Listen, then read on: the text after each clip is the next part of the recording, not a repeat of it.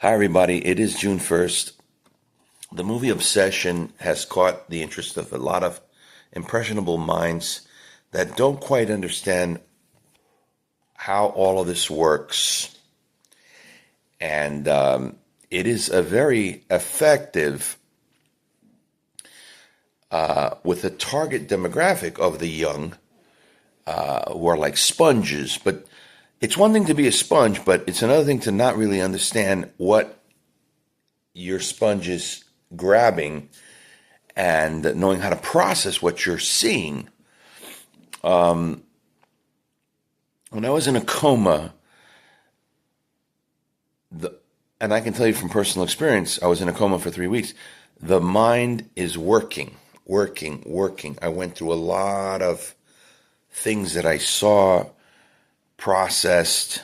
The veil was revealed, was lifted, as it were. I was able to see things that were very disturbing in one of them, and it's kind of related to the whole obsession thing. I was confined to a bed. In the lucid dream, I was affixed to a bed that was where I was strapped to it, not unlike how they kept me on a ventilator in the ICU. But my surroundings was something altogether different. I essentially was in a room where there was to my which would be this side. If see the video is facing in the opposite direction, but to my left was a large, like a glass screen door, and just on the other side of that screen door was a large outdoor, like a stage to a seating of an amphitheater, an outdoor amphitheater with a lot of people. And there was a woman trying to rah-rah troops, as it were. And it was people that were all signed up to be angry at God and to identify Christians as public enemy number one. Meanwhile, in my room where I was confined, the amphitheater it felt like outdoor lighting. It felt like an outdoor amphitheater, and and it was very noisy. And on the inside where I was, it was almost pitch black, and I was lying on my back with my head slightly propped up, and I could see coming across the whole room, almost like, as it were, if you've ever seen movies or experienced going to a club that had like light effects, not unlike from a disco ball, where there was kind of like a trail of little reflections of light that were going all across the back of the room. The room itself was very, very dark in there, but you could see that light. It looked like, to me, the way I interpreted it was like a ticker tape at the time that it all went down.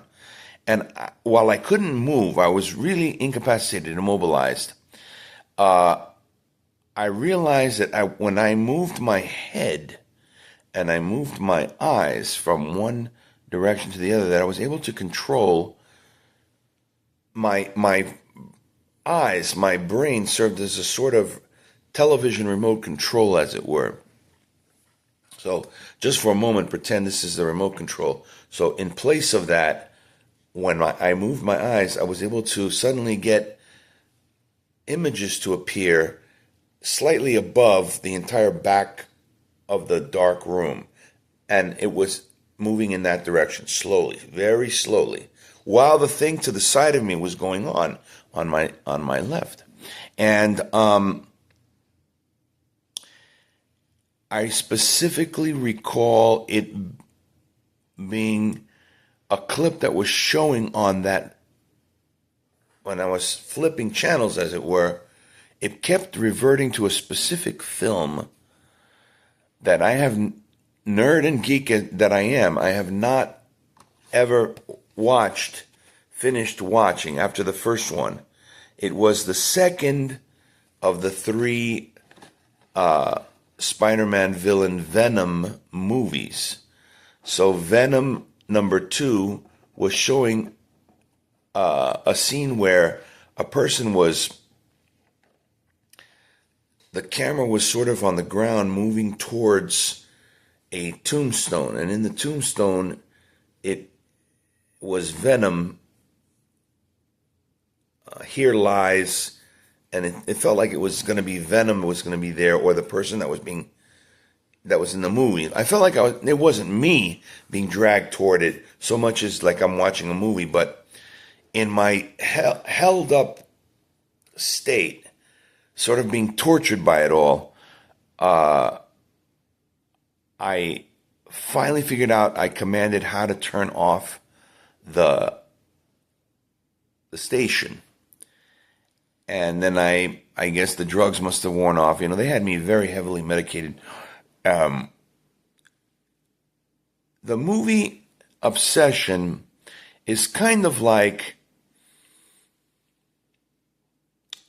imagine if you're doing a movie talking about things of a spiritual nature and not consulting a biblical scholar, somebody with chops in that has chewed on this topic and has actually studied and learned about these things.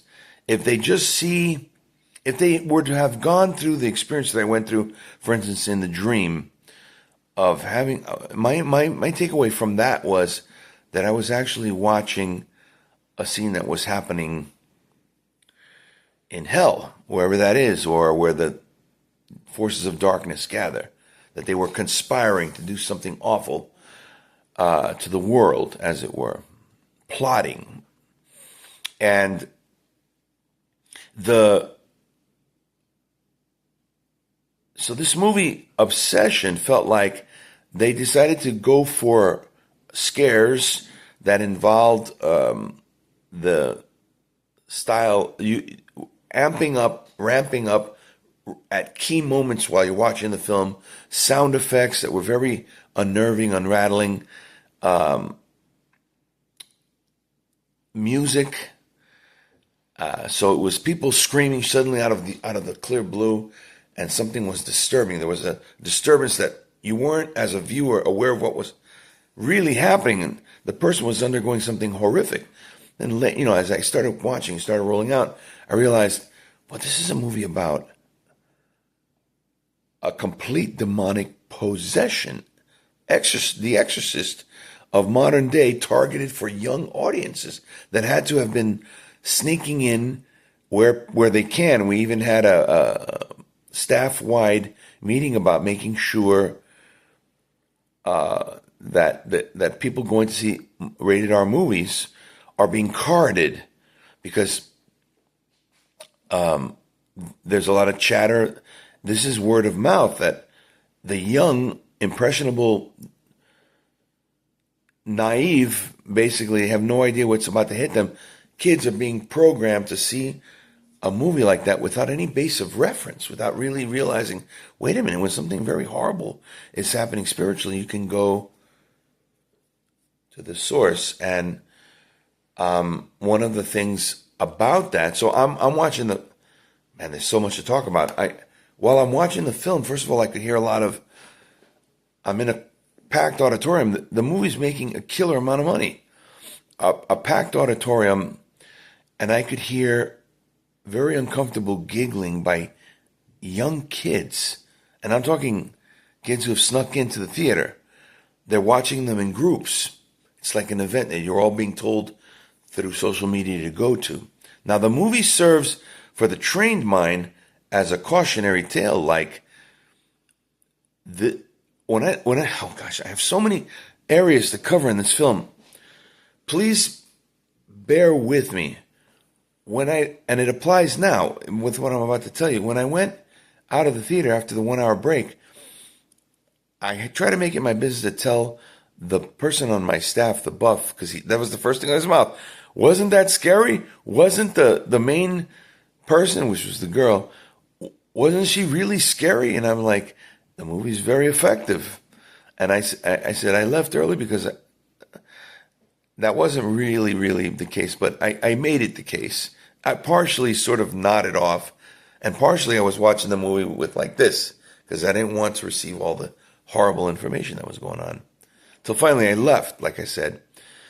But there was another person, another employee, who was sitting down on, and it turned out during their break, on the outside before you go into the movie theater itself. It's a multiplex, so one of the theaters. And I asked this person, "Did you see this movie?"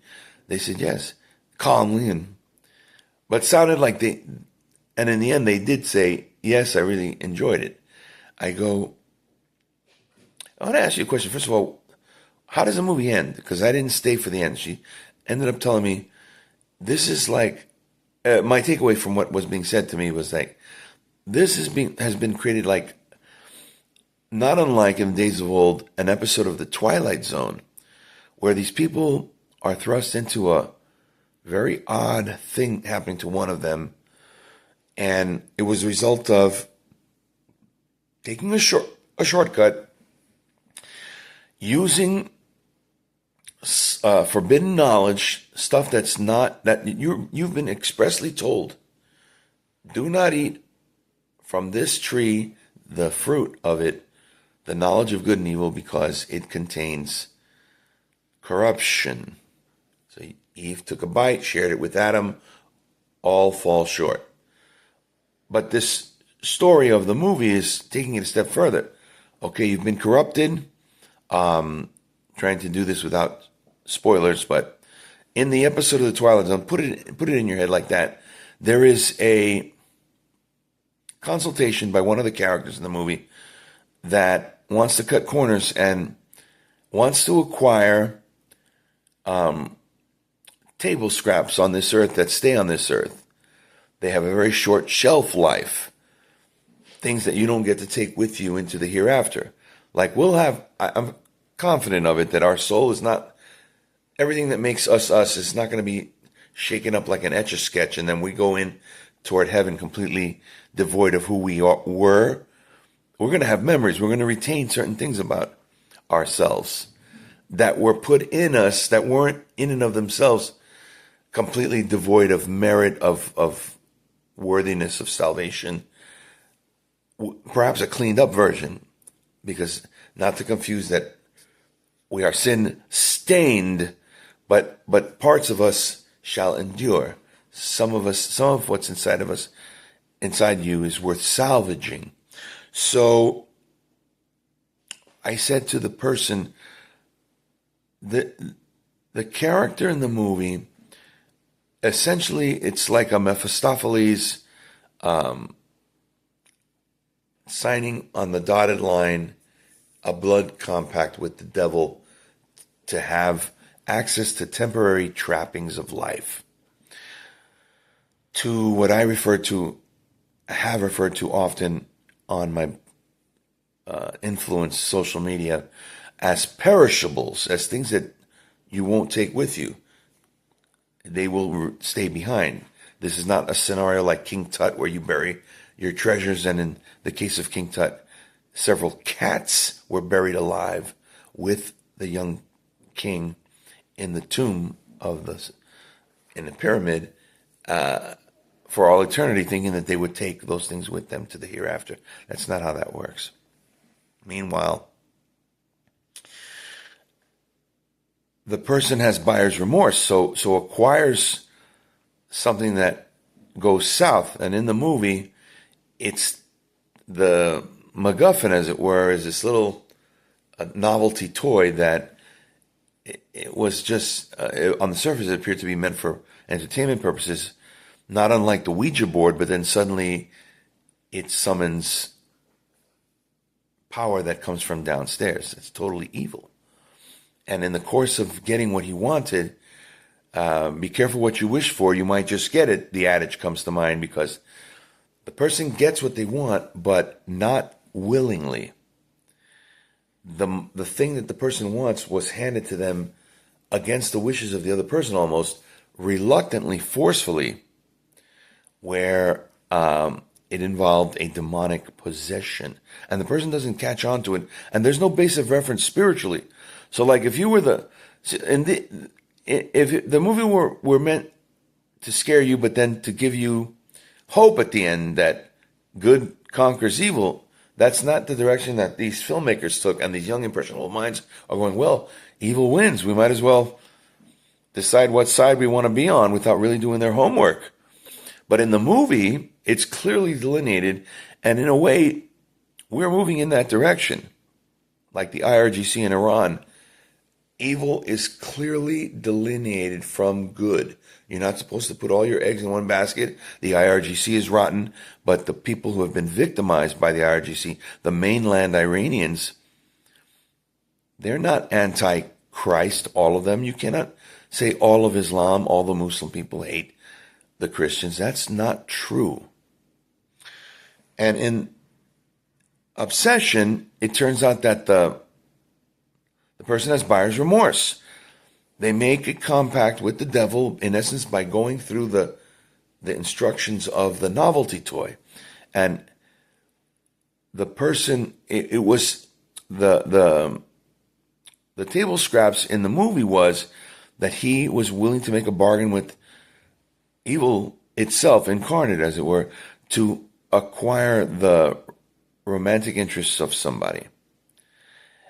Which makes you wonder while you're watching the film, especially somebody older, going, what was it that either kept me from going too far down a horrible fate, a horrible path, other than the Lord? It was God, even when I didn't know. The Bible, Exodus 14, verse 14 says, you don't even have to fight your fights for you. Keep still. I will do the fighting for you, says the Lord. But what if you don't know the Lord? Then you run a gigantic risk. Anyway, in the movie, which comes across in part, it could be helpful because people then would snap out of the programming and the Kool-Aid going, wait a minute, there's some evil out there. I had better be careful how I acquire what I acquire and avoid certain things. It sounds simple on paper, but these impressionable kids, they're being fed constantly that they need to find out who they really are by living out not what society tells you or Christianity tells you, but by finding out their truth, quote, end quote. And, of course, Jesus is the way, the truth, and the life. There is no other higher authority on that. But for an impressionable kid to go see that movie that is supposed to be age restricted, you're not supposed to expose yourself to those things until you are ready to really handle them, as it were. And once that comes around, you play, you pay, so you had better be careful. Be real careful. I left, I'm like, and I found myself praying during the movie going, these kids, I say, I hope that they snap out of it, that they deprogram, that the hypnosis, the satanic Kool-Aid snaps off. Kept praying during it. Kids are laughing nervously. 4 young girls on one row could be heard giggling, and they were all huddled in a blanket. And who knows if some of them, God forbid, God forbid that some of them go, well, now I know that I can take a shortcut and get what I want. That's not what you want. I'm trying to tell you about the movie without telling you about the movie. In the end, it's nothing you haven't seen before and you've heard concepts of. Even some churches go so far as to create a walk-through version. There's many examples of this, go on YouTube, of what it would be like if you lose your soul and you go to hell. They usually set up these hell, sort of a reverse revival tent on church grounds. Many different denominational or non-denominational church gatherings, young people put these together near the Halloween time, near Reformation Day, near All Hallows Eve. Right around that time, the documentaries will show, the ones that you can find, the clips that you can find on YouTube, where you go through that and suddenly you're in hell. One common thread among many of these hell houses on church grounds is that you go to a certain point and everything is pitch black. And there doesn't seem to be any walls, no escape, and screams are pouring in through sound effects, and you have to slowly crawl your way out of it, and you're bumping into people, and in some cases, it may be people who are working as part of the Hell House who start screaming or start growling, and so it's very unnerving. And then finally you find a way out, and you get moved from one thing to the other, things where a person is starving, and it's a person that recently made it to hell who had an abundance of food, an abundance of beverage, and they never shared with another person. So they're suffering at that level of hell. And they take you through different levels of punishment, eternal damnation, as it were. And thankfully, at the end of the hell houses, there's a happy ending because you are able to finally go into a room where you're sitting across one-on-one with Jesus, the likeness of, as it were, saying, I'm Jesus, how do you do? I'm going to give you a second chance. I'm going to put you back on earth. Go and do the right things, essentially. And so you get out of there going, whoosh, thank goodness. So that's a cautionary tale with a way out, an exit strategy, as it were. But these kids are going to see Obsession. There's no exit strategy. They're left. I mean, back when The Exorcist first came out, there were pastors and priests with pamphlets explaining what you just saw is real. Be careful. And this is perhaps a solution for you, right? Without hammering people over the head, being too preachy. And I had to be careful. My job could be in jeopardy. The light bulb went on immediately as far as that went, and I didn't say too much to anybody that I work with. But I kept it in somewhat generalized when I was talking to the person on their break, going, what do you think? Do you think it was just straight up a monster movie? Just a monster, and that was it? And take it like that, like a scary movie? Like I really enjoyed, and there are spiritual components to the Guillermo del Toro adaptation of Frankenstein. Whoa, that was terrific. That was the last completely saw horror movie done in a more traditional way with a traditional plot. This one really didn't have a plot. It was like a Twilight Zone episode, and suddenly an element of horror and danger, and then toward the end, it just kept amplifying the danger and the horrors with no real way to conquer a very clearly delineated evil.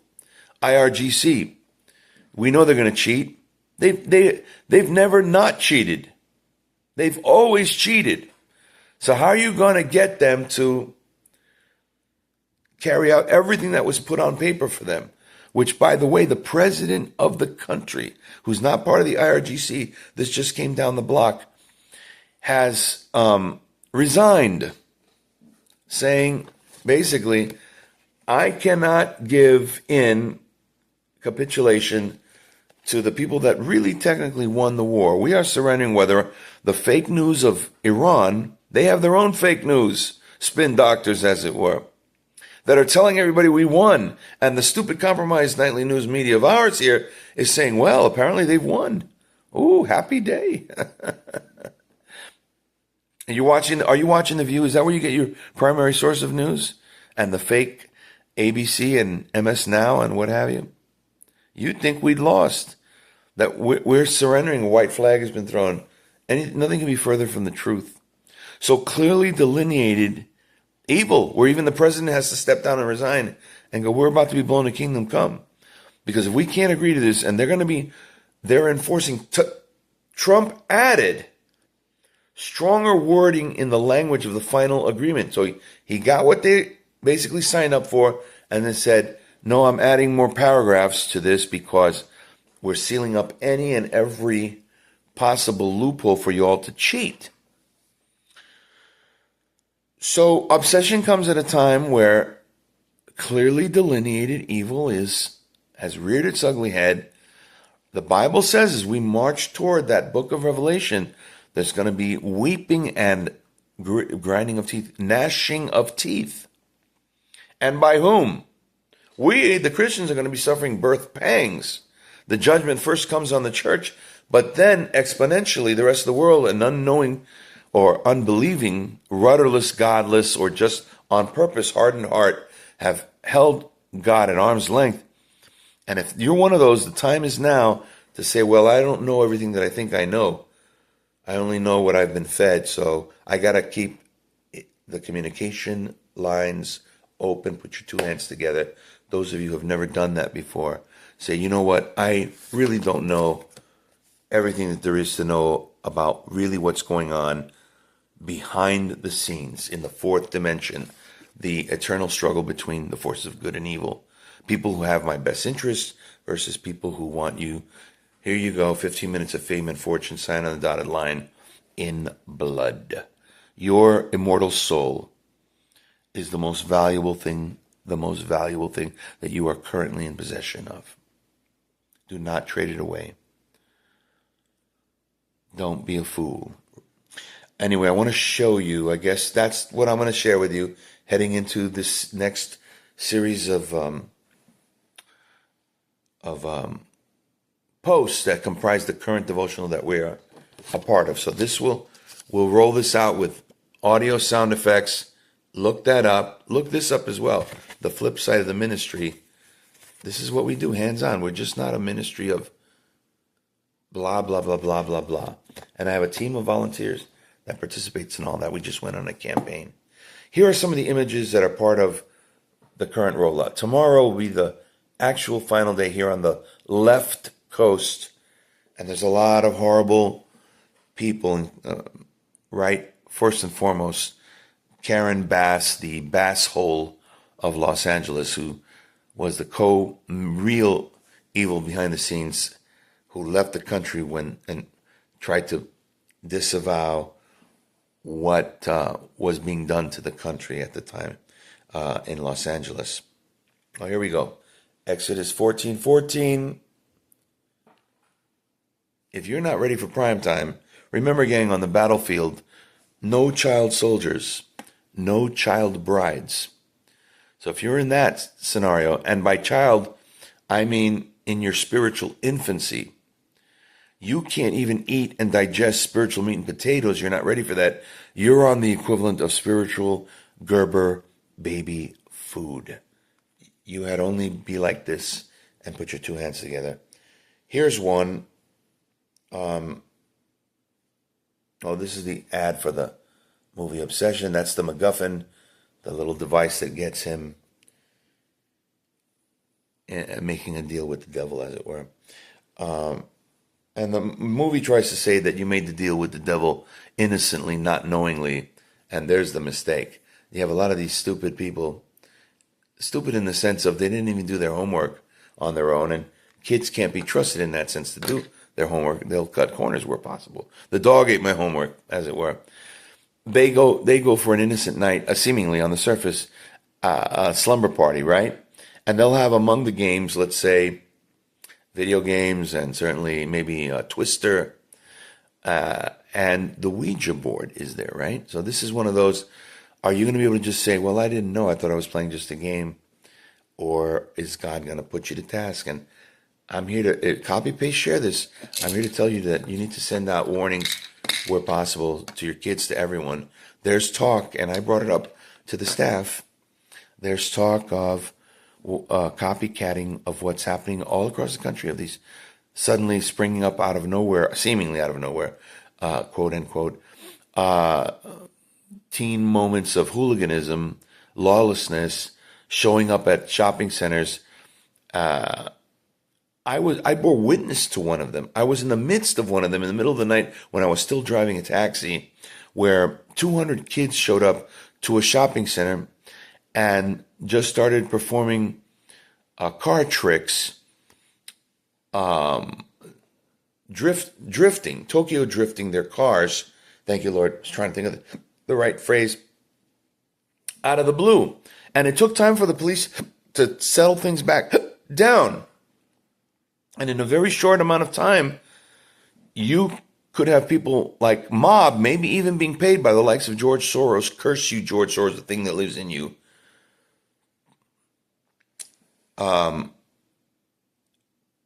Paying, protesting, selective outrage is happening all over the country. the likes of New Jersey, but I warned the staff here where Batman lives, at the epicenter of the literal, not speaking figuratively, Jacob's ladder portal that opened right at the entrance to where I work. I told him, what are the safety measures? Well, in the proximity of where we are in the mall, outdoor strip mall, the security office is directly across the door entrance to the movie theater. So we have a little bit of more of a security blanket, as it were. But of course, that is your greatest security blanket, and not being closed-minded, bringing what could be an emergency alert that's needed to be shared with others. Okay. This is what comes to mind as it relates to trying to find love through the worst possible ways instead of letting God show up and show off and do the matchmaking for you, as it were. Do not be equally unyoked with unbelievers. For what partnership can righteousness have with wickedness? And you have an image of a bull with a weaker donkey yoked. This is what yoke means. When you are tethered, when you are together, and then one group is struggling to match the strength of the other.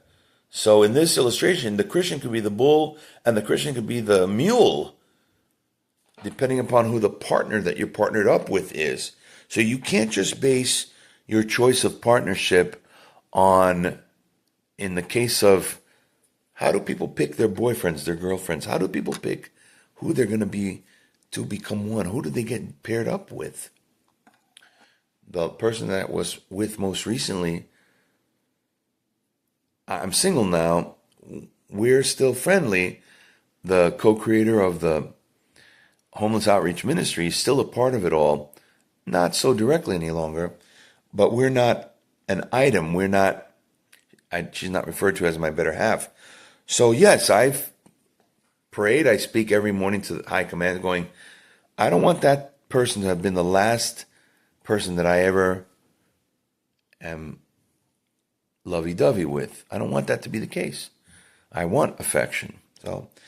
But I'm not going to take a shortcut like in the movie Obsession. That's for God forbid. So what I try to do, and don't do as I do, I'm just sharing something that I do, is I have every morning, it's nothing revelatory for those of you who pay attention regularly, I have a morning brief with the Lord, with my security detail, going, these are the things that right now I'm studying, are the hot spots. This is, and on a personal note, affection. And I could see it happening if now at this new venue, meeting somebody for an ice cold beer after they come out of the movie theater, things like that, going, hey, what are you doing after work? You want to hang out?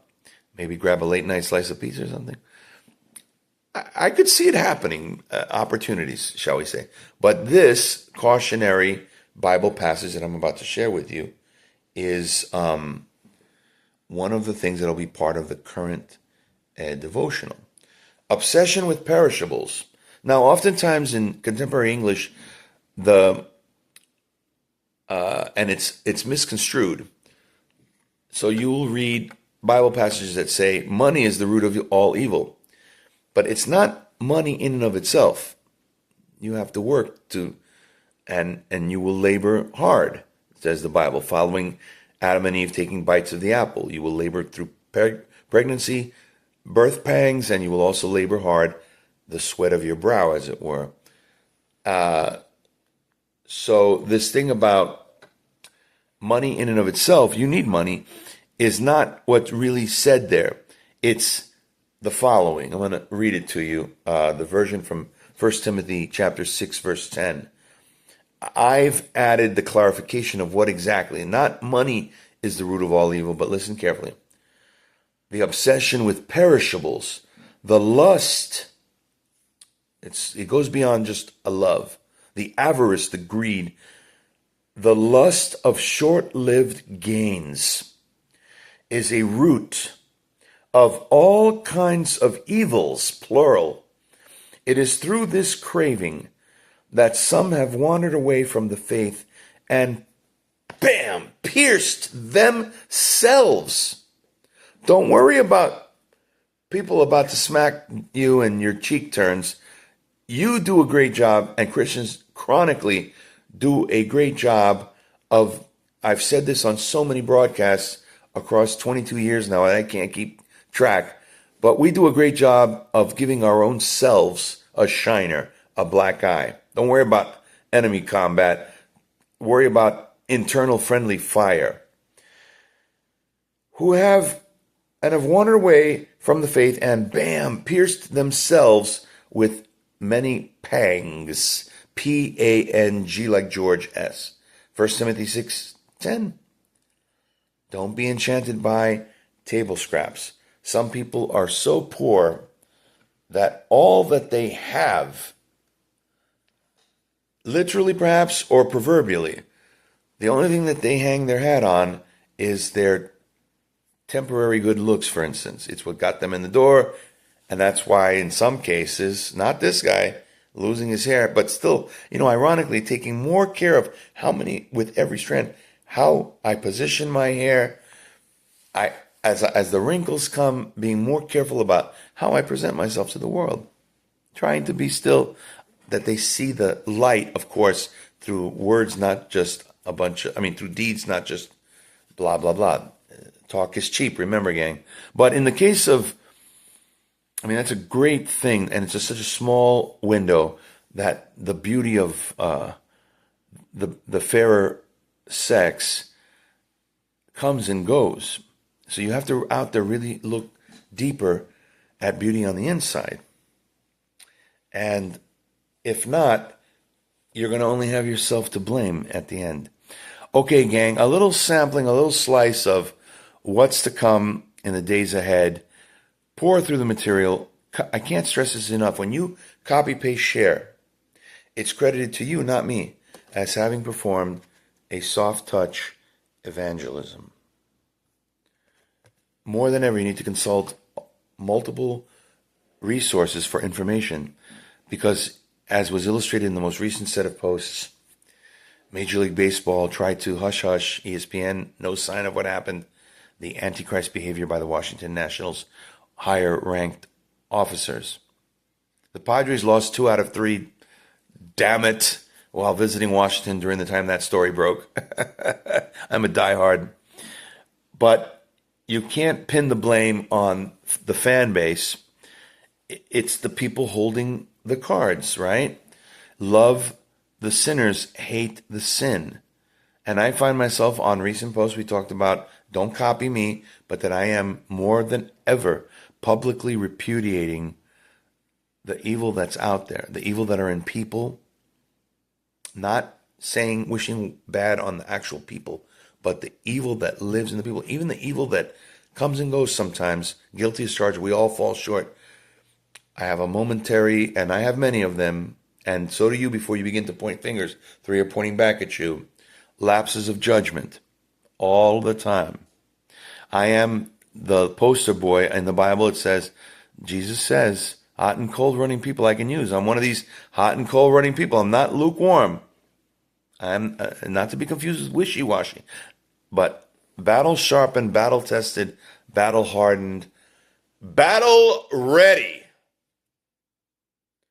When evil walks around, Batman, they're not scared of Batman so much so. This is just a reminder to myself. My likeness, an honorary, figurative for now, the promise of things to come when, with permanent infilling of the Holy Spirit, permanent, to become one. Complete infilling, I should say.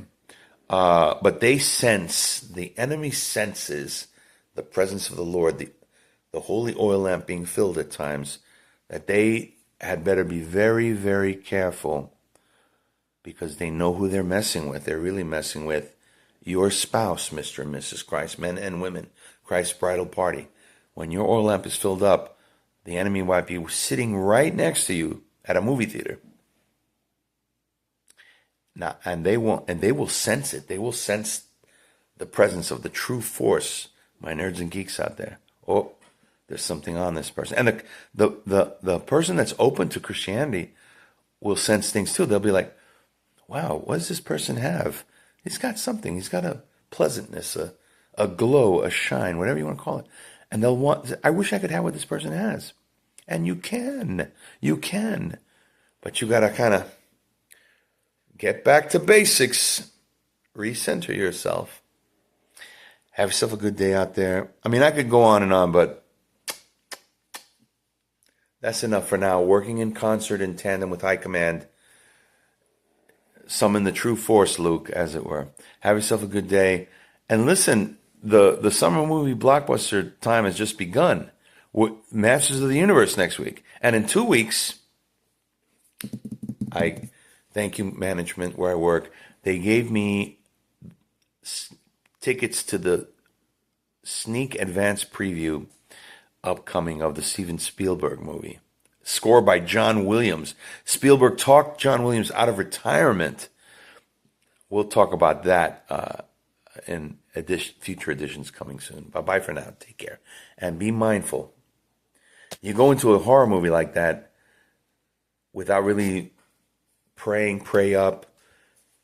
Then you can go in, be quiet, eat your popcorn, and consult afterwards. Not just people at your age who are equally oblivious to what the real threat is. My coworker, the one that I asked, I go, "Do you think this is just a monster movie?" And they said they had to think about it. Oh, wait a minute, maybe it wasn't just a movie with a scary monster like a werewolf. It wasn't that type of movie. It was the real thing. The real McCoy, the genuine articles. You have to be very careful. Mind your surroundings. Mentally, emotionally, physically, and of course spiritually. Bye-bye for now. Batman signing off.